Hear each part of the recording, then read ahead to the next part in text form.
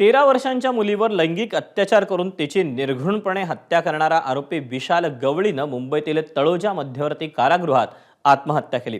ही घटना पहाटेची असून आरोपीनं शौचालयात गळफास घेतला। ही घटना पुढे आल्यानंतर कारागृहात एकच खळबळ निर्माण झाली। डिसेंबर महिन्यात कल्याणच्या कोळसेवाडीमधून अल्पवयीन मुलीला फूस लावून स्वतःच्या घरी तिला आणलं होतं आणि तिच्यावर लैंगिक अत्याचार केला आणि त्यानंतर आरोपीनं तिची हत्या केली होती।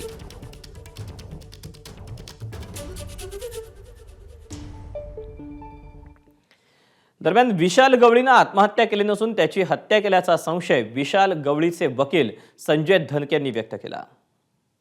सगळे बाथरूमला काढतात सगळ्या कायद्यांना बाहेर, त्यावेळेस त्यांनी काहीतरी केलेलं म्हणून टॉवेलने टॉवेल गळ्यांना बांधून आत्महत्या केली असं सांगितलं जाते। खरं काय अजून कळणार नाही तोपर्यंत मी तिथे जात नाही। मला 100% संशय पोलीस यंत्रणेने मारले त्याला जेलात, कारण अक्षय शिंदेच्या बाबतीत पण असंच झालं होतं आणि ती भीती होती म्हणून मी न्यायालयाला अर्ज पण दिला होता। जेव्हा त्याची PC चालू होती 20-25 दिवसाआधी भेटलो होतो, जेलला विजिट घेतली त्याची।